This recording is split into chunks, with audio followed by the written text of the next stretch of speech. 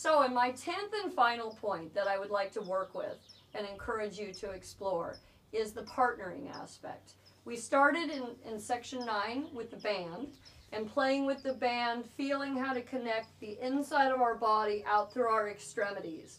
And that sense is so critical in whatever sport that you're pursuing. How do you find a reference point from the inside to the outside, whether it's with the horse, with the dancer, with the golf club, a basketball, whatever it is. And so in that next step, and working with somebody, but not actually in your official sport, you can start to understand how that other element is distracting you out of your senses of yourself. Whether, again, it's looking at the stillness in your mind, your flexibility, your balance, your weight shift, all of these aspects that we've talked about so far, and putting that all into use with the partner. So in starting with the partnering aspect, it doesn't have to be anybody that knows anything about dancing. All you need is somebody that can respond, that's living, can give feedback and awareness, because that's all this is. It's a sensory process for developing your awareness.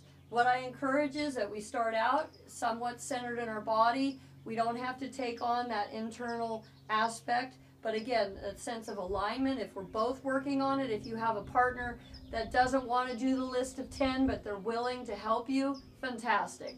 You can work on your list of 10. If it's the other person, and the idea is that we match with our hands, and even starting from this subtle point, that you have a sense, I'm just standing in neutral. We're both just standing in neutral. I'm going to have Barb stay in neutral while I'm going and changing what I'm doing in my posture. Now, I can change my posture very slightly. That is that engagement from using the band. And what that does, you probably feel that the pressure changes in my hands. And the idea is that as I do that, it's sending my body sense through to her body sense, and it's connecting. And just by her even being in neutral, she's receiving my energy, my presence, and my preparation. So whether I'm doing that or I'm taking hold like in a dance position, I'm organizing myself. I'm getting ready in connecting. Whether I'm sitting on a horse, before the horse moves off, I'm organizing my body so that I have a connection in myself and that I can feel what this partner is doing. So in taking this to the next step, we have a contact. I'm going to stay in neutral, and I'm going to ask Barb to step towards me and just move me back, and then she's going to go back. We're going to just very simply going back and forth. So she moves, and I'm just following her, whatever she's doing. And if she decides to go the other direction, I'm just matching her at this point. We're just feeling and having a sense. Now, if I connect myself and I ask her to then move me back and forth, the question is, does that feel different? Does that feel different to you? Very, much more solid. Yeah.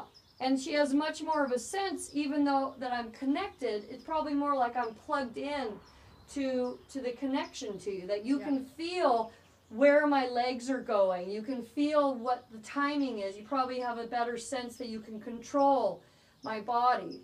So then, taking those exercises, you start out very simply, just back and forth. You can then play with it.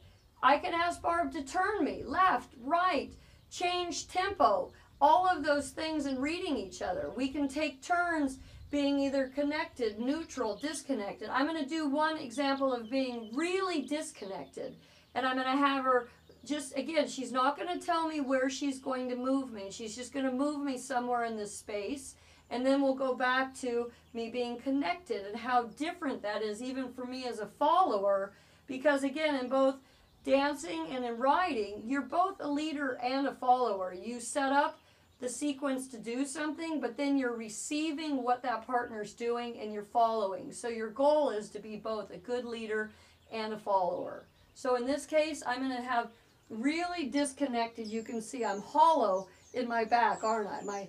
My pelvis is out, my back is hollow, my shoulders, everything is disconnected. Like I have as minimal body. I'm going to ask her to move me. And again, it's a little cheating because I dance and I have some interconnection, but I can't even find her when I'm that disconnected in my body. You probably are wondering, where did she go? Yeah. Like a spaghetti There's noodle. nobody in there. Yeah. And now I'm going to go to, again, the work from the band of being connected and being present and plugged in. And again, I'm going to ask her to move me. So now I can feel everywhere she's taking me, in her arms, in her body. It doesn't matter if our legs are the same or they're slightly different. But now I can completely sense into every movement, whether she's moving her arms, what her speed is, her intention. And again, it's very simple, but it allows me to be connected. And this is, again, another creative way to have fun. 5 minutes a day, you could play with your kids. You could do that with your husband, somebody at the barn, you know, whatever that is. Just that idea, you do something playful that helps you become aware of yourself, sensing in, and reaping the benefits of that.